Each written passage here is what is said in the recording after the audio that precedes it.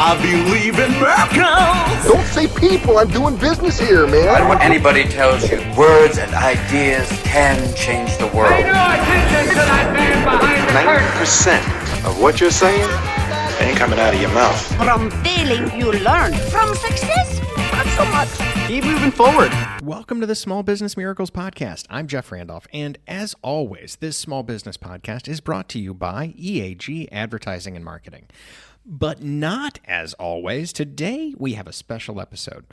Don't you like it when your favorite podcast does something a little bit different and captures audio from like a live show in front of a studio audience? I mean, sure, the format's different and the sound quality's different and your time investment is 100% different, but you get a deeper sense and a deeper dive into some serious issues that impact entrepreneurs and business owners. Well, that's what we have for you today. We're going to take you into a packed room of business owners and entrepreneurs where I get to moderate a panel of business advisors from a trusted advisor group and discuss issues that are critical today. And the theme is about being at the end of Q1 and seeing everything about your marketing plan change or your business plan change.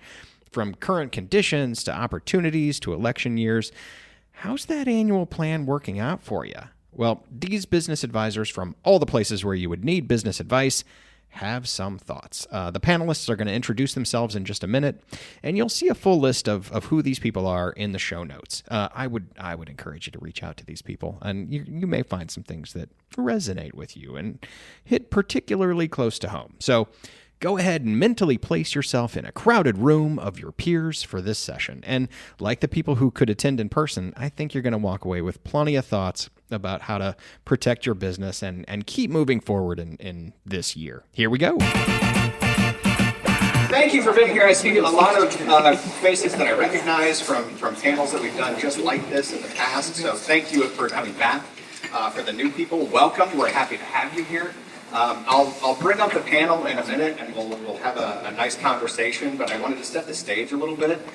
First, on the back of the program, you can't tell the players without a program, right? So on the back of this, you'll have all of the speakers today, and as this trusted group of advisors was having conversations in 2024 with some of their clients, they saw a lot of commonality where people were saying, hey, my 2024 plan is already off the rails, or hey, we just got thrown a curveball, or my industry has just gone soft and I don't know what to do about that. And so in getting prepared for that, they were hearing a lot of these same kinds of conversations and said, it may be time for another panel discussion. And let's see if we can't get people in the room and listen to the kind of advice that we have. So before I bring up the panel, I wanted to start out not with questions exactly, but just to kind of get a sense from the audience of what's going on in your world for 2024.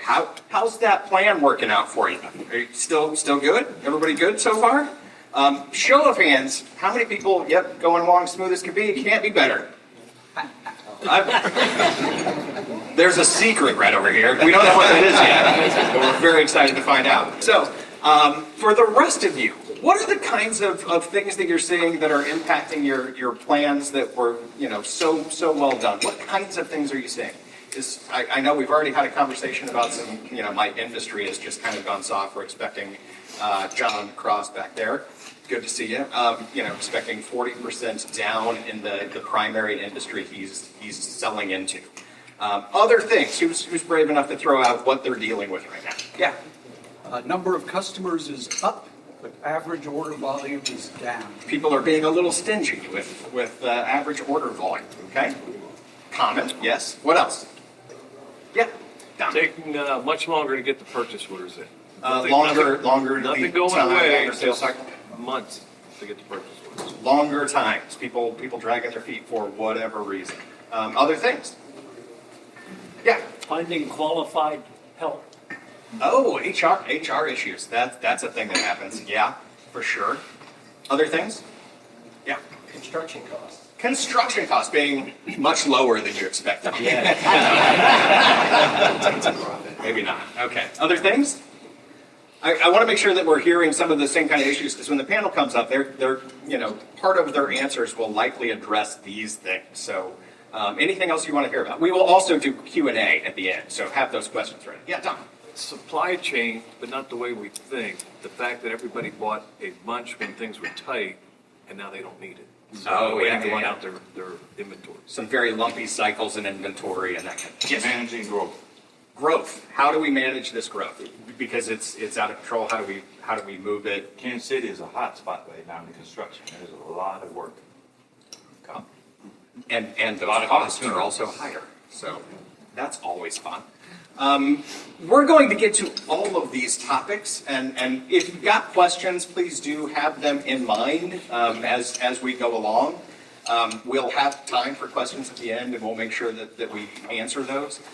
We pulled some questions in as people were RSVPing. They had some questions, so we'll have some of those questions, plus the ones that the panel has come up with. So without any further fanfare, let's get the panel up here, shall we?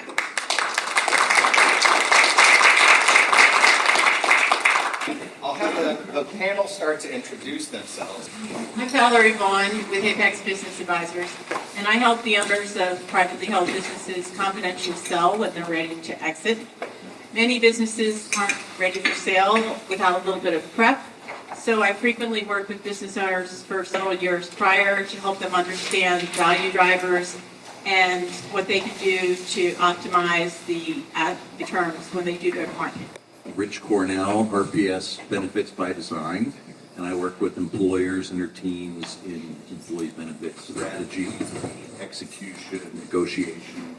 And I'm Michelle Marca with EAG Advertising and Marketing, and we're a marketing and brand agency for small and growing businesses and nonprofits. And this is a great panel. I try to deflect attention to my nose with the Band-Aid, but don't let that make you not pay attention to the rest of it. Good morning, I'm Katheigh Degen, co-owner of Twin Financial. And what my passion and love is working with business owners and helping them be prepared. And for the business and using the business as for their own financial well-being. And getting them prepared. I'm Mike Jackson. I'm president of Panelist Solutions. We provide technology management for small businesses. That includes IT support, cybersecurity, and strategic advising. And I'll round it out. I'm Tricia Ledkey. I am with Enterprise Bank and Trust. I am in the Treasury Department. That is not wealth management. That is banking services for you. So online banking, ways of really helping your cash flow and your revenue cycle move forward. So, yeah, the banker. And we're missing Angela, which is with Crown CFO. She is our fractional CFO for hire. So I'm going to try to answer some of her questions. I'll have you give the mic back to Mike, and we'll have that be the first question. Are you ready? Because you can't talk about 2024 unless we talk about AI. Am I right? There's a lot going on there. So let's have an IT guy tell us a little bit about this. When it comes to AI, what's the best way to approach it and make use of the new technology, knowing it could significantly improve the efficiency of our business? Should we change priorities for the rest of the year based on what's going on with AI? So there's a lot to unpack there, and as we said, you can't go anywhere these days without hearing about AI. It's in absolutely everything. If whatever you're looking at isn't powered by AI, we just kind of ignore it completely. Actually, I was looking at something the other day. It was actually golf clubs, and it said they're powered by AI. I don't think that's going to help my swing that much. I know where they were going in terms of the design, but it's probably not going to do that much for my swing. So, but in terms of AI, I think there's a couple key things that we need to look at and we need to evaluate. So first of all, security guy here, I'm going to go down there first. We have to understand where our data is. So, when ChatGPT came about a year and a half ago now, it took the world by storm. Everybody was throwing questions in their data, in their all sorts of stuff, and I've used that significantly. If you want to go find new restaurants in Kansas City, fantastic, great thing to do. But we do have to be careful what we're putting into. If you go download your client list and you have your contacts in there and say generate an email and send it to these. That data is now out on the web, and it is essentially training the models with your data. And that's ultimately what we want to be careful of. We've got to make sure we know how our data is being used. So if you're looking at some sort of artificial intelligence platform, the first thing I always look at is, where's the data? Is your data private? Is it being used to train the models? And usually they'll say, no, this data is not, your data is not being used to train the models. So the other thing is, we have to understand, what is our focus? What are we trying to solve with artificial intelligence?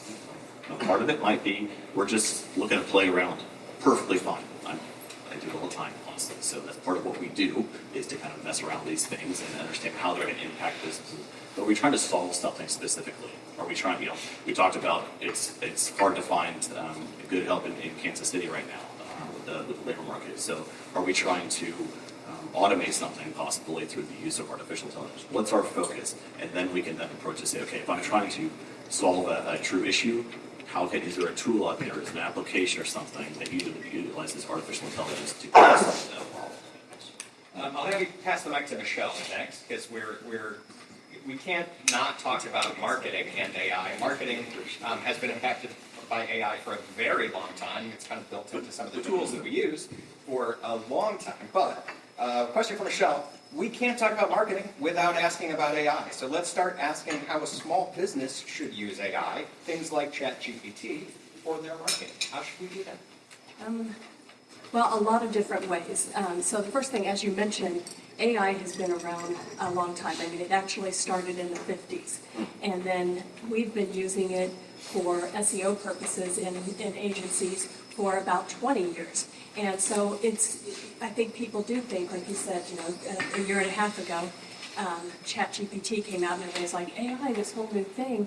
But it has been around for a very long time. So it really is about how you use it. And so there are some things that you can do that maybe you haven't been able to get to from a marketing perspective yourself, or you're paying an agency for it and you're thinking, okay, now that ChatGPT is here, I can use this. And you can use it for a lot of things. You can use it for idea generation on content. You can use it to dig in a little bit deeper on things. But there is a point where how you use it can really make a difference in terms of it standing out. And I liken it to, yes, you can do your own taxes, but do you? You need that expertise. Yes, you can watch DIY interview or videos and do some things, but then you need someone else in there. And it all comes down to kind of the prompts and how to ask the questions and how to dig in for more information. ChatGPT is a very nice public tool, but there are other tools that you can subscribe to or agencies subscribe to that get really down and slice and dice your data and look at it in different ways. And as Mike mentioned, you don't want that out there in something public that then they're using your data for everything. And the really interesting thing is how you use ChatGPT can vary so much between a B2B business or a B2C business. And there are a lot of different ways. I actually did a search. I had ChatGPT tell me, okay, how do I use ChatGPT in marketing? And some of the things that it brought up are things that we recommend as well. But then it would bring up things like, for B2B, have a loyalty program, and give somebody a thing so that when they make X number of purchases, well, Don, it's not, buy 6 pneumatic conveying systems and get one free kind of thing. So it can lead you down the wrong road. And I know intuitively you see that's an easy example, but some of these other things that you really need to get into can make a huge difference. The tools you can use, some of the ones that are free to use, some of the ones that you can subscribe to, some of the ones that agencies use. We could talk an hour for those. I do have a handout, and I have some handouts, or we're happy to talk more about, and it kind of lists out, how to use AI if you're a B2B company, if you're a B2C company, and then the effect of your brand and AI. So we'll have that handout for everybody to look at, because it gets really in depth, but we are happy to talk to anybody about this. You don't have to be a client of ours to talk about this anytime, because it's an ever-changing hot topic. Could you pass that to Katheigh for a moment? Because I want to switch topics a little bit to really talk about changing priorities. So we've all dealt with that so far this year. And Katheigh, I don't know if you know this, it's an election year. As a business financial advisor, how are you preparing your clients for doing business in an election year? Normally, ignore the election.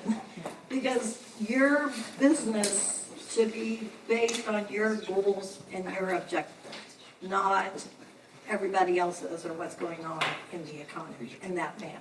And still take action. Many times people think that the market's going to go down or up or be affected by the election. History will show you and tell you that it has very, very, very little effect on the market, the election does. In fact, in the last 20, 30 years, there's only been two candidates or presidents that didn't get elected, and that's when the market went down. And that's the only time that in the last 20 or 30 years that the market has gone down. So actually, the evidence says with incumbents, the market will actually improve and get a little bit better because, of course, the incumbents are working to make the economy stronger. So you may not see a down market until the second year when the new president or a president comes in. So just be normal, whatever that is now. Stay with your goals and objectives and stay focused on that. All right, if you'll pass that to Mike, I've got, because technology and technology and changing priorities tend to go hand in hand. From a technology perspective, how do we stay focused on a plan when the next best thing is just continually being released? It's right around the corner. Yeah, there's always going to be some tool, something that's going to solve all of your problems out there. We see them every single day, and even as we look at it from a cybersecurity perspective, there's going to be something that's going to protect you 100% no matter what you're doing or what you're clicking on. First of all, it's not true. And so, and as we look at it from a security perspective in general, I think it comes down to having a strategy. What is your strategy to protect yourself? What is your strategy that you have for the year? Don't deviate from that simply because there's something that's going to solve all your problems. And that's more than just a technology statement there. But we're living in a world of SaaS applications, software as a service applications, and you can buy those, and it's a recurring model and everything. And this one is going to solve my problems. Many of them will, many of them might. But make sure, similar to artificial intelligence comment, make sure you have a strategy of truly what you're trying to solve there. What's your plan for implementation? How are you going to see that through? That's not just something you change overnight. These are things that you should plan out over the course of time. And how does that impact your priorities for the year? So if you set these priorities for a year 90 days ago, whatever that was, how are those changes, those tools, those applications, your technology strategy, how is that going to help you to achieve those priorities? We had a question submitted when we were doing registration for this event, and I'll have Michelle answer it if we can. It wasn't from an EAG client, I should probably preface that. A B2B service company in the construction industry said, I've been really good about having a marketing plan each year and actually following it. It's a big reason we've been growing. I felt really good coming into 2024, even though we were seeing softness in the industry late last year. But this first quarter has been rough, to the point where I have to cut expenses, including pausing our marketing, because I don't want to spend my budget on the wrong thing. What should I do? What should I do? We actually hear this a lot, and whether you're a B2B or B2C company, there are three key things. And the first one is make sure your marketing plan is always built in a priority order from top down. When you find yourself in a soft economy or find yourself with clients who are delaying decisions, whatever, okay, I do need to cut some marketing expense, and you can cut from the bottom up, and which of those things are delivering more to you and less to you that are more supporting the bigger things. The next is in really nearly every case, if you cannot do anything but except one thing, it's your search engine optimization. And even if you think, my clients know where I am, I have a location, they do this, they're not really looking for me on the web. What's happening in your industry is people are looking for different solutions. They're looking in a soft economy, sometimes they're not buying, sometimes they're saying, okay, we thought we'd do this, can we look for something else? We kind of have to pivot, and being found is the biggest thing. So I think that's one of those things, because if you are feeling softness in your industry, your competitors are feeling that same crunch. And so what happens with search engine optimization is if you stop that, then they could be getting a competitive advantage over you. When things turn around, you've fallen so far down in the rankings, then you're spending the next 6, 9, 12 months trying to get back to where you were before. So, number one, marketing plan and priority order, so you know where to cut. Second, search engine optimization. And then the third thing is strengthening those relationships with your key accounts. Your key clients already working with you, they're having the same problems. So you're trying to figure out, how do I get more sales? How do I maintain sales? How do I do this? They're struggling, and that's why they're not buying from you, or buying as much from you, or maybe buying lower ticket items from you. So they're having a hard time. So strengthening those relationships, saying how do we get in here and roll up our sleeves and dig into this together, shows that you're in this with them. And it's the same thing with those key prospects. Everybody has a prospect list, whether it's people who have come into them, or there's people that you've identified, I really want to get to these people. It's like, have those conversations. Usually we're done talking about COVID in 2020, but one of the things that we did in 2020 was we just said to our clients, what do you need? And it was just, how can we be there for them?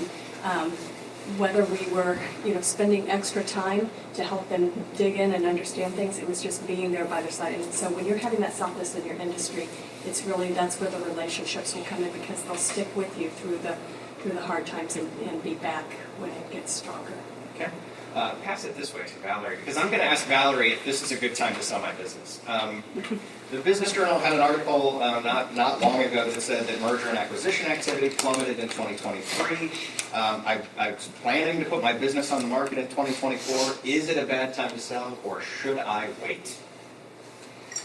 Yeah, I read that article too, and I was surprised, because that's not what we experienced at Apex Business Advisors. Last year was the best year that Apex had ever had, and 8 of the 14 advisors had their best year ever.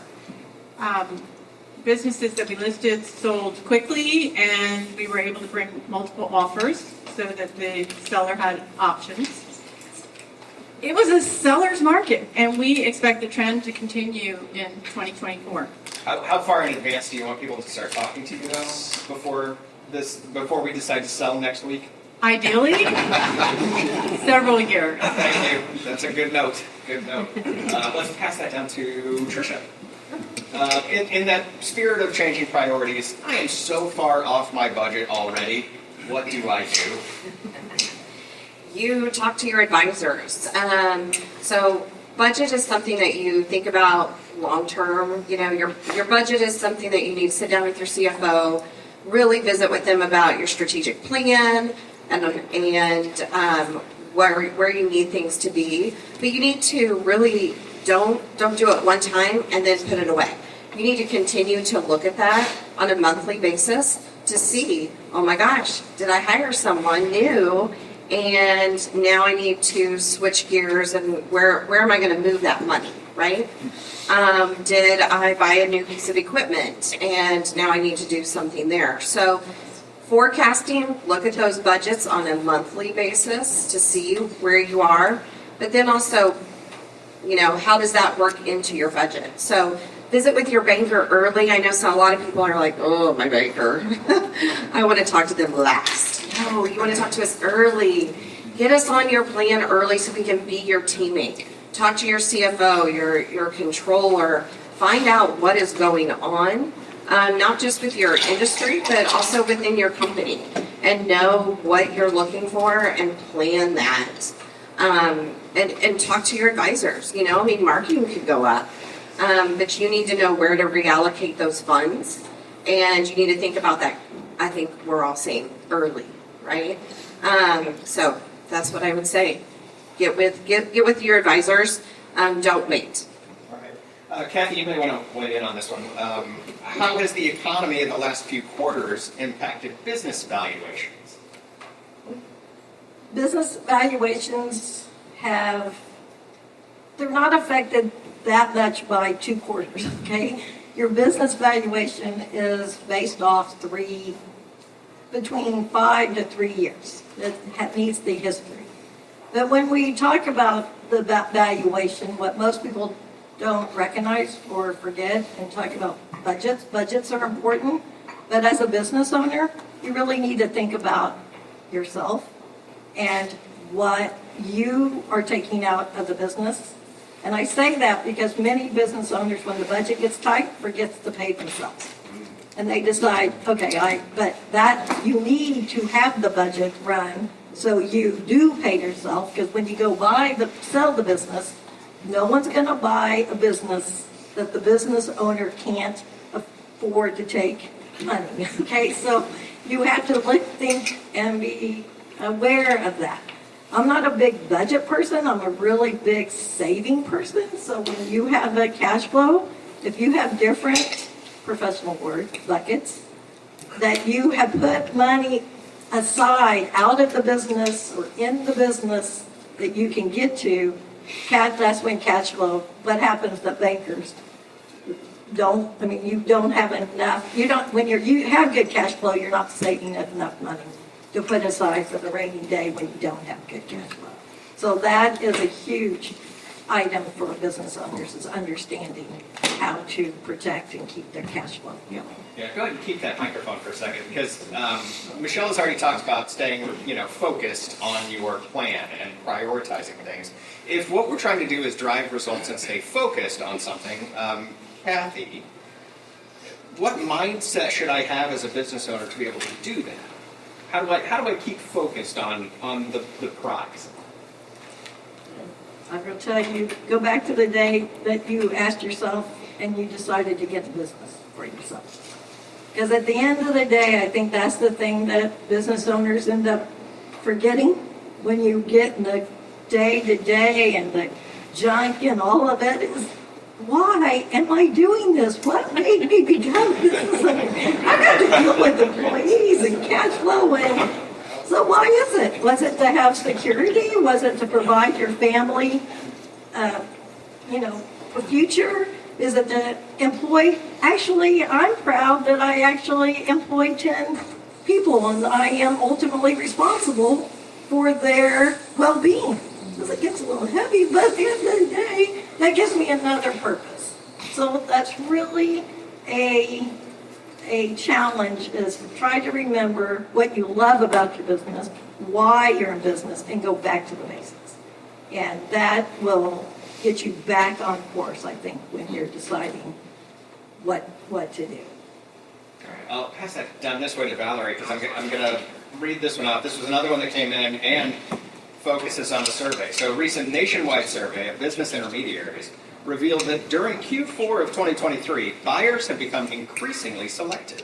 The survey indicates that well-managed businesses with strong fundamentals and growth potential are still receiving high valuations and garnering buyer interest. However, less robust companies are being overlooked. What steps can I take to ensure that my business attracts a lot of buyer interest and receives a premium valuation when I decide to sell it? There's a lot there. There's a really specific question. Yeah. Well, I think that it's always been that quality businesses are sold first. Nobody really wants to buy a distressed business. But there are many things a business owner can do to increase the value of their business, keep it up. But I'll just focus on a few. So numbers first. Numbers are always very important. Buyers and lenders look at numbers under a microscope. So having revenue and earnings that are trending up is best. Stable is okay. I've seen in recent years that business owners aren't keeping up with the economy and they aren't raising the price of their goods or services fast enough.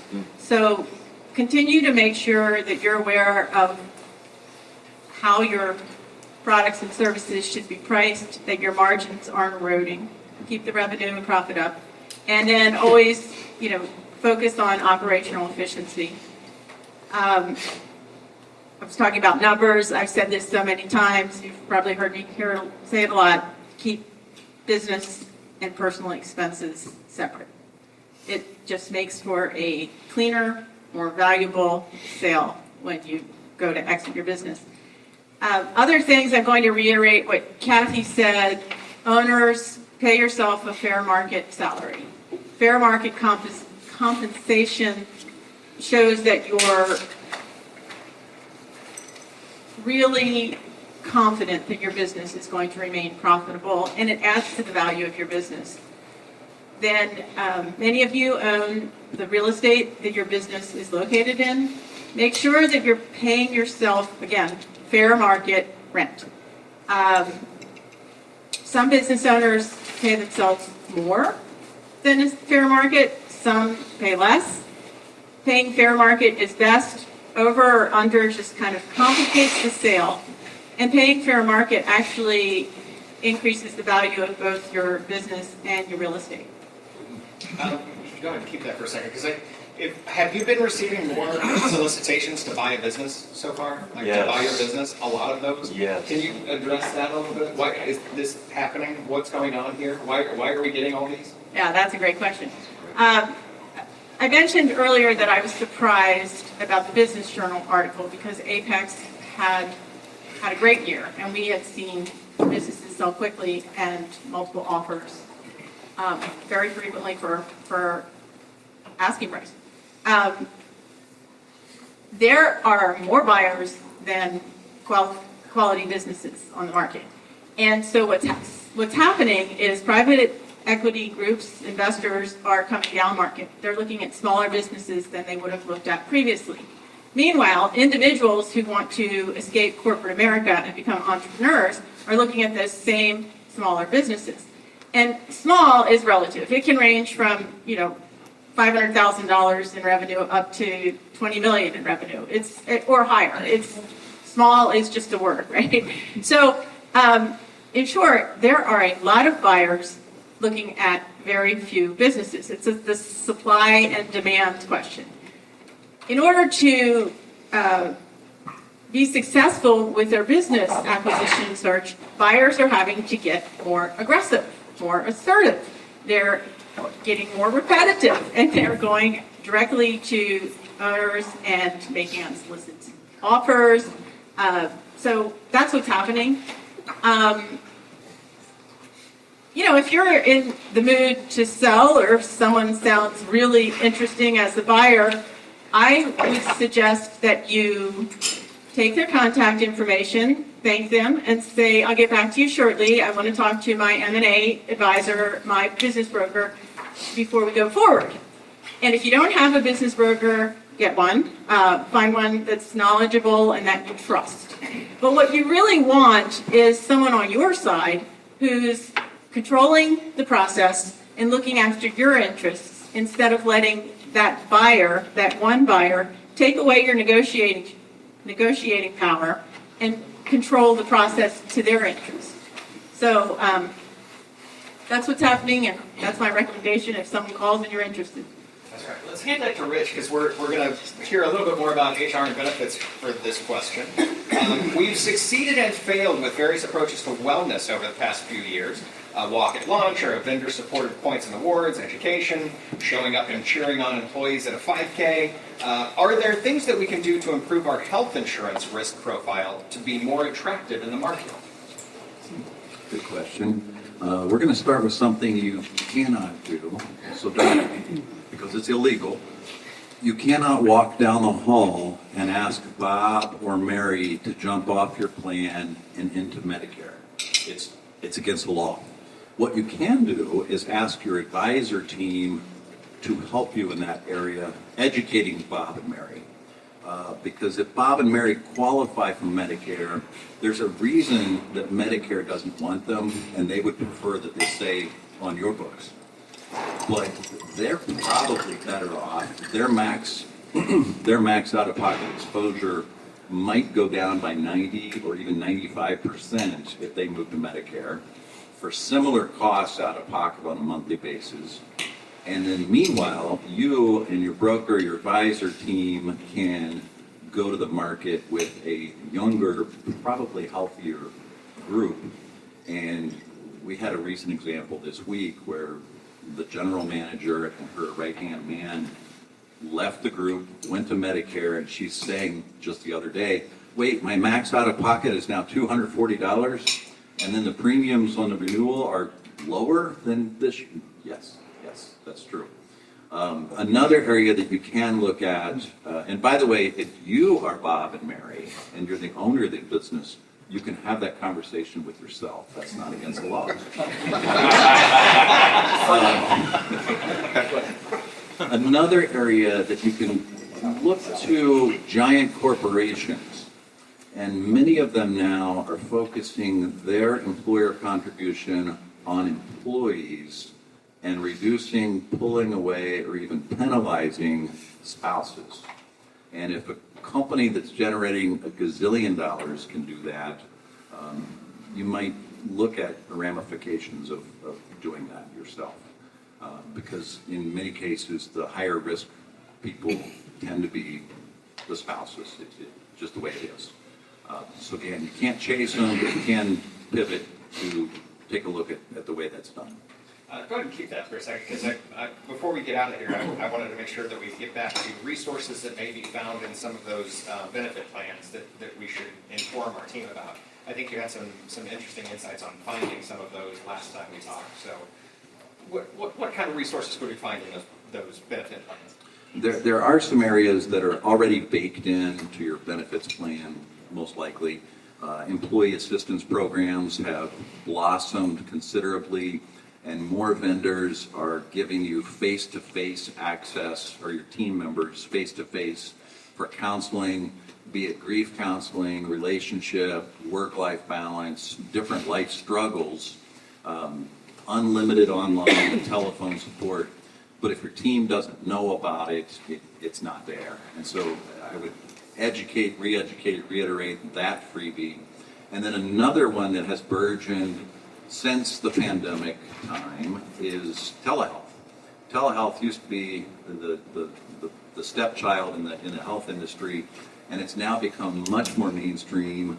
There are many, many more physical and emotional issues that people can address, and really the big sale there is you can address it without sitting in a waiting room for an hour and a half with a bunch of sick people. And in many cases, you can do so with a $0 copay. So as a member, that's a win-win-win.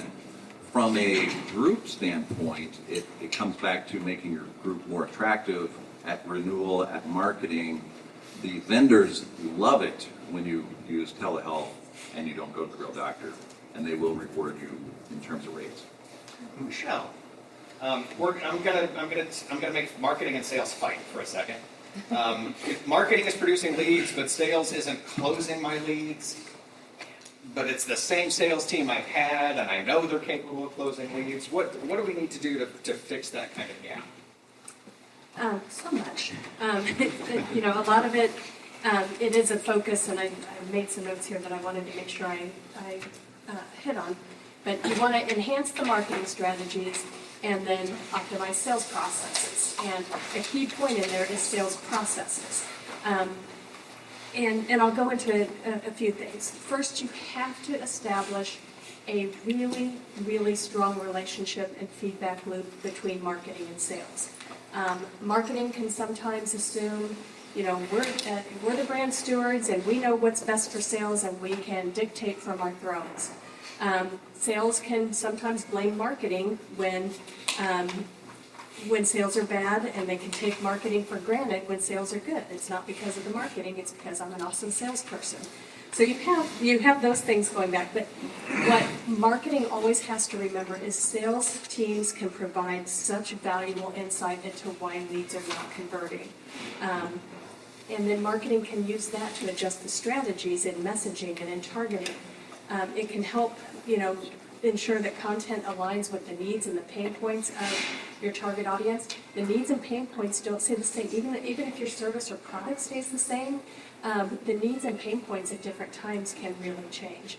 There was talk about, getting your business ready for sale and getting your financials in place. And a lot of times we'll find a lot of our customers, when they're getting ready to sell, suddenly they're wanting to beef up their marketing, and let's get all of these sales in. Other times we'll find that some of our clients are investing in technology, investing in equipment because they're getting ready to sell. And even though that's going to be expense to them, they're looking at that. So sometimes it's really getting close to those prospects and kind of understanding where are they. And I know they're not always going to tell you, I'm thinking about putting my business up for sale. But you can start probing and start to learn those telltale signs. The next part, and it kind of ties into the AI aspect, is you may be getting a lot of leads for your marketing, but do you know how qualified those leads are? And so ensuring you have that lead scoring and that qualification process to ensure that only the high quality leads actually make it to your sales team. So it involves assigning lead scores based on their actions, engagement levels. It's looking at these people did this, what's that like audience doing, how do we engage with them differently, what got this person into me that actually bought, and how do I find more of them, and it's so much in all of that data. So it takes analyzing the data, it takes looking at sales history, it's a deep dive into the prospects won and lost, and an analysis of your existing clients. And it's not easy, but it's valuable, and sales and marketing working together on that is just so key. And then the third thing is implementing marketing automation tools to nurture the leads effectively through the sales funnel.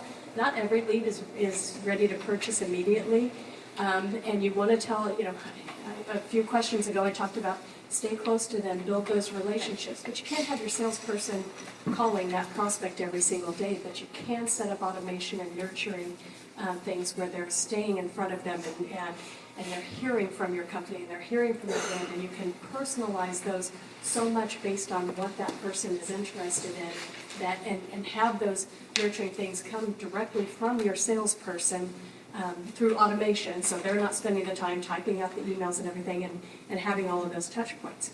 And then, although marketing is my business, I do know it can't do everything. Your sales team is your most valuable asset. Always has been, always will be. So invest in that ongoing sales training and development to enhance the skills of your sales team.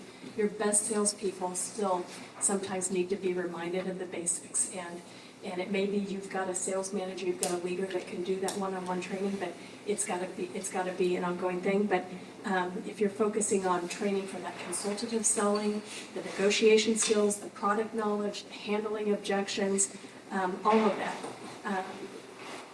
Use that. We've got one in the room actually that is really good at this. Dan, you may even want to add to some of this stuff. You got the throw. Just keep going. Where marketing belongs. And no, it's just funny as I'm saying this, I'm like, oh my gosh, he's right there. He's just what I'm saying. Not in my head. But it's focusing on that training. And it's doing things, your marketing team or your marketing agency can help you really review and optimize your sales process, ensuring it's streamlined, that it's clear, that it's consistent across the team. Every salesperson has their own way of doing things, so you're not trying to turn them all into clones, but it's understanding what are their skills and then how do you bring all of this in together. And it's really, like I said, it takes humility to work together on all of that a lot of times, but it's just, if you use all of the tools and you use the people and you use the experience, you just constantly analyze the data. I mean, it's analyze data over and over and look at it and tweak. It's just not a one and done kind of process. Dan, anything to add? Oh, okay. And with your sales process, if you're going to change it, I would say tweak it. So, a lot of times we go and something works and then it stops working for a couple of days, and then we just completely change it, everything, tweak it. So you can understand as you make that change, okay, what does it do to the numbers, what does it do to your close rate, all that kind of stuff. Because then you actually have data to analyze and evaluate so you can make the changes. Let's start with Tricia on this one. Because we're going to switch up, and since our plan many times has derailed, let's continue to predict the future and see where we're going from here. And I'll start with, what will the Fed do to interest rates with your crystal ball? And how should I react? crystal ball. We bankers have advisors too, and our advisors are telling us basically that rates are going to come down. I know my mortgage people are excited. When rates hit 6, people start looking around, so they're loving it. They're kind of seeing the 6s now. Lenders are loving it that it's coming down. I will say that the Fed does not want to be connected to any political party. I know we mentioned that earlier. So I can't tell you that they're all going to do it after the presidential election.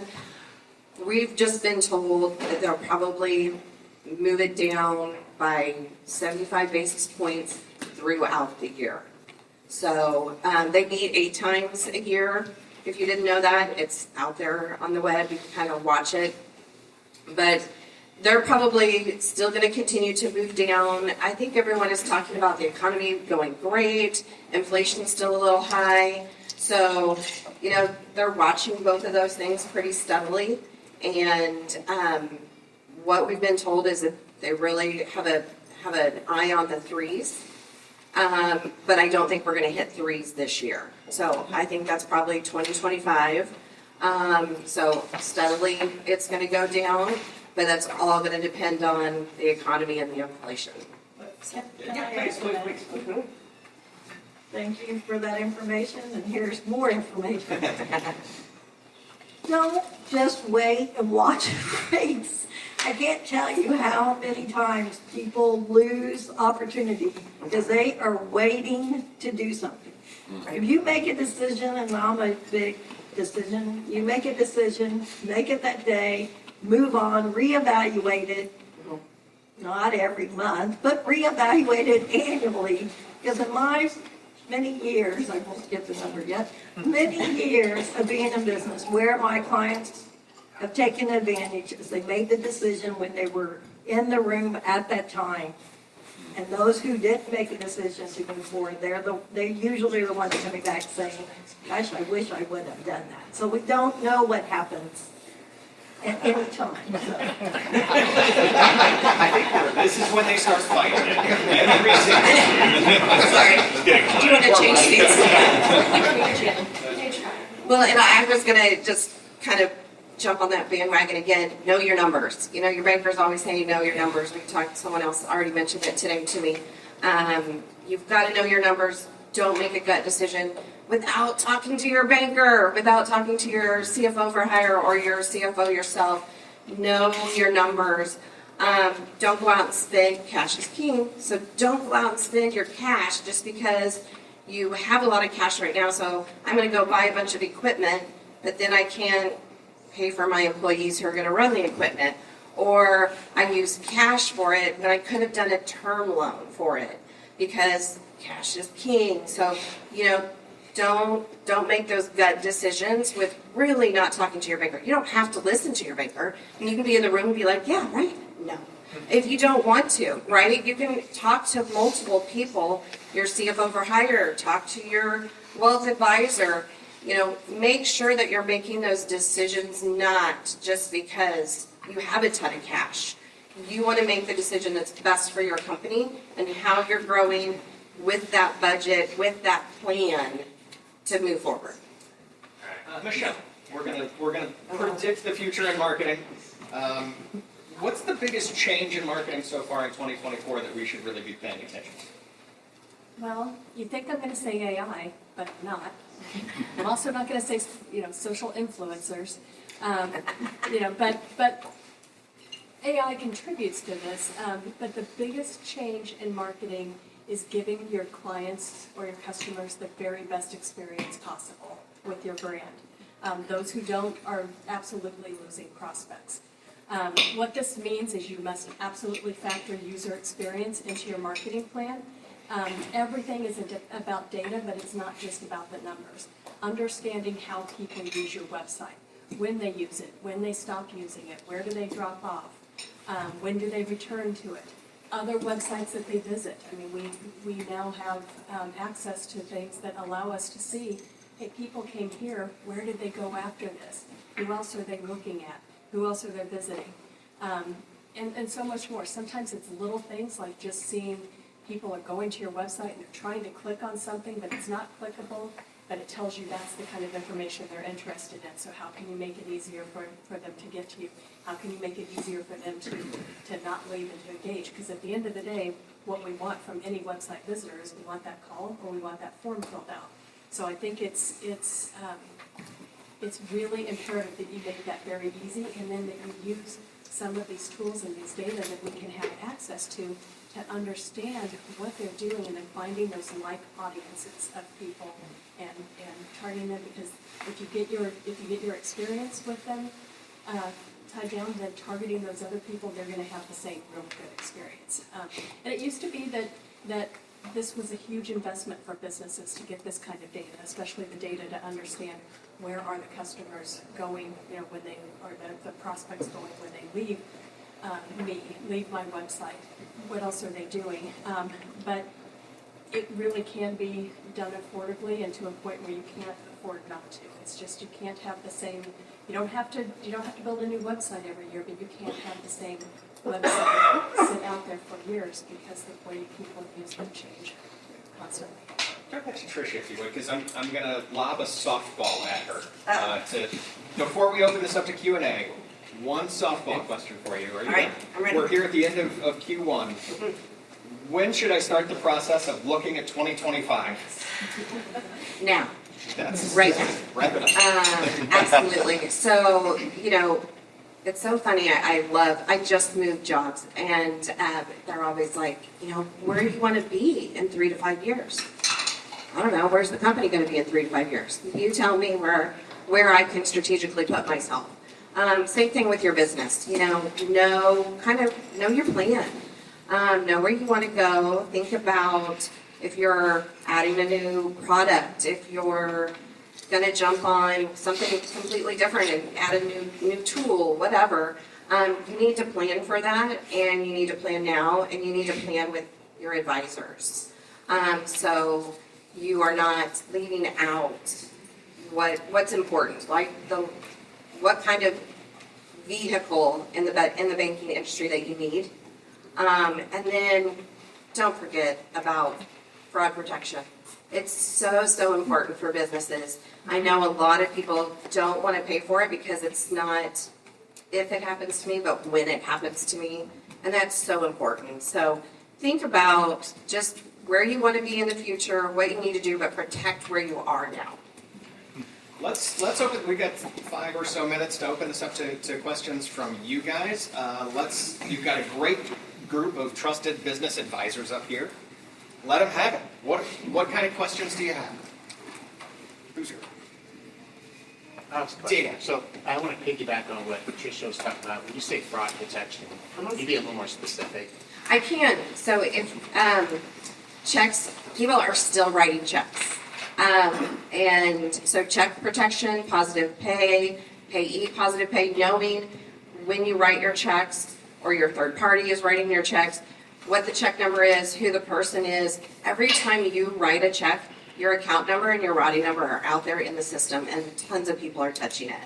So check protection is important. So is ACH protection. So anything that you're doing on the computers through ACH, direct deposit, paying your vendors, all of those kind of mechanisms can be protected, and the bank has tools to help you with that.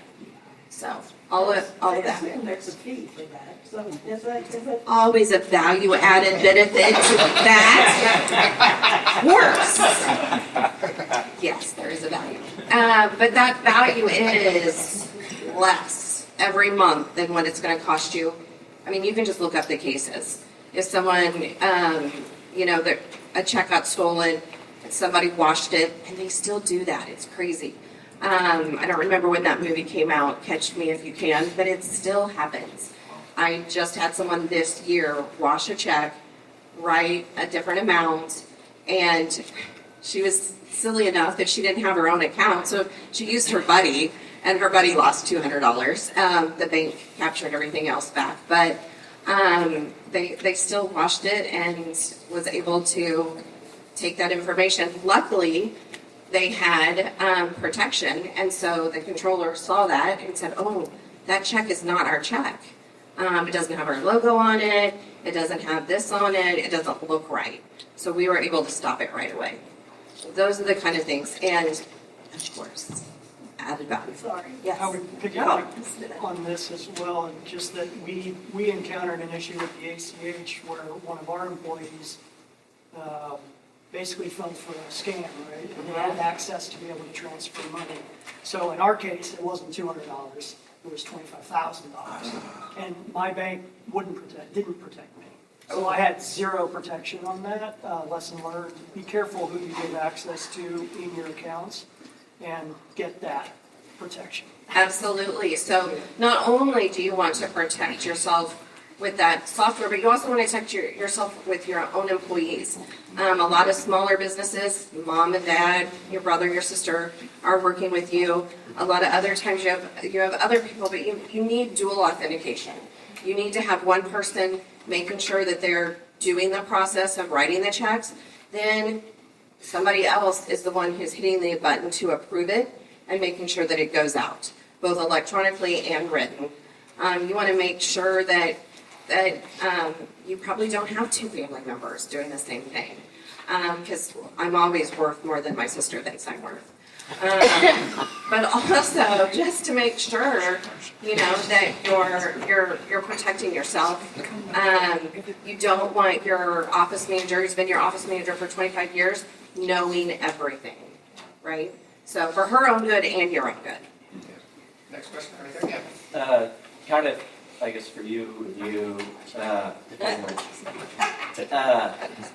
the ransomware hack versus fraud and the benefits to, firewall security versus paying for insurance and dealing with it. What are you guys seeing kind of as the best way to handle that? Yeah, so for the first one, I'd say I do recommend cybersecurity insurance. So that's just like you get car insurance and everything. They're protecting you for a number of different items. For the ransomware, it depends on your insurance. So some will pay for it, some will not. And it usually depends on the protections that you have in place and those questionnaires that you complete for your insurance agency. So those are very important. It's something we help with because a lot of times if you answer yes, we have something in place, and it turns out you don't, and that's how you have an incident, as we call them, that's a nice word, then they're going to say, well, you told us you had this, but it turns out you didn't. So, ransomware it's still increasing year over year. There's no doubt about that. It is the predominant way that they are gaining money. So I think it's important to understand what does your cybersecurity insurance policy have in there. What does it cover? What doesn't it? They are not all the same. Just saying you have cybersecurity insurance does not make you covered. So it's important to understand what you have in there, but then as well, have as many protections in place as you can. And there's that balance there that we still have people do their job. So there's we can lock things down so much that you can't do your job. People get frustrated. So that's not the point here. But have the protections in place that if one thing does fail, you have something else to protect you. Can I add to that? That's not insurance that I do, but I work with small business owners, and just FYI, I don't think any of us are too small.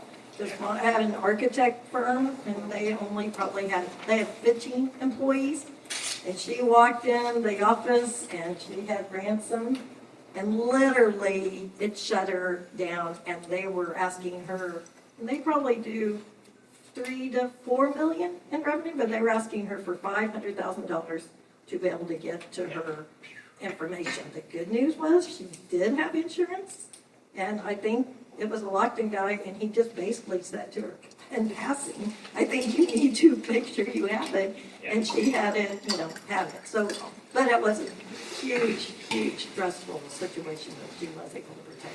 Yeah, and Mike, correct me if I'm wrong, but we're hearing more that it's not a question of if, it's a question of when this kind of thing happens to you, right? This is correct. Yeah, I can't remember the exact numbers from last year, but I think it was somewhere in the range of 40% of all small businesses had some sort of incident, and then those that did, I think it was 50% of those had a second one because they didn't close the holes. They didn't learn from the mistakes that happened in the first place. So a lot of times they think, hey, we had one, we're good.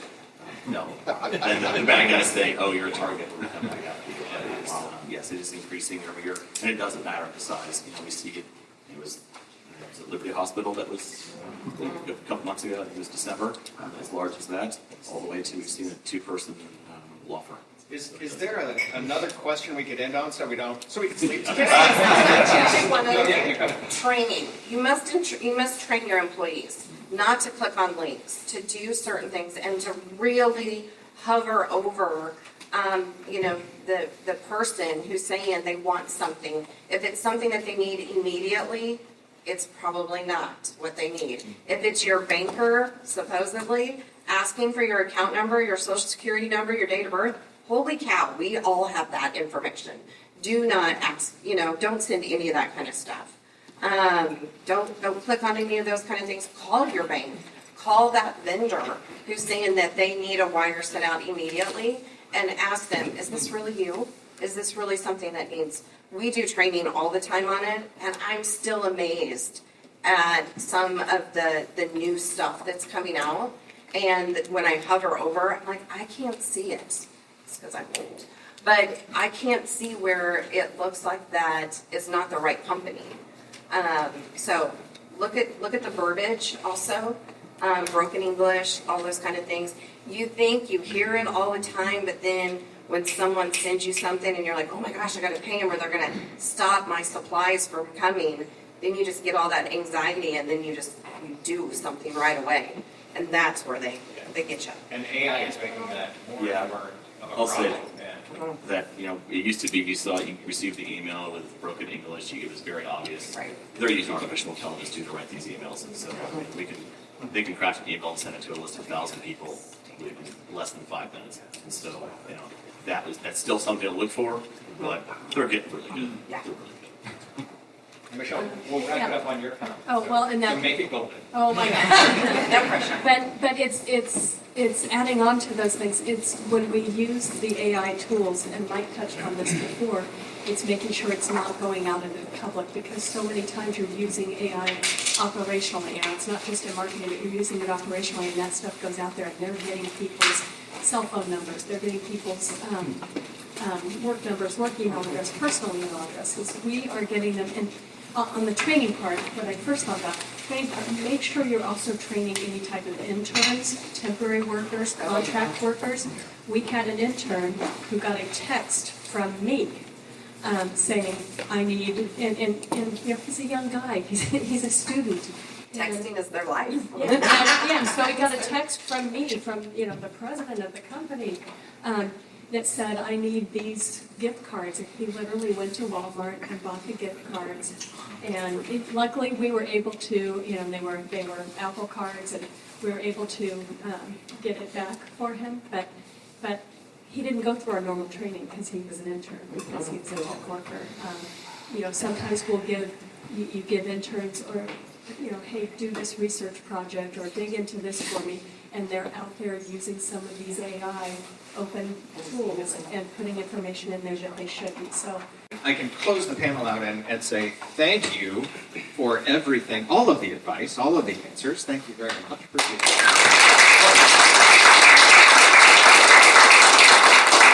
You get a sense of the kind of questions that they answer on a daily basis, and they can't exactly do this, but I'm standing over here and I can. If you've heard something that resonates, if you want to dive deeper into something, don't hesitate to reach out to any of these people. And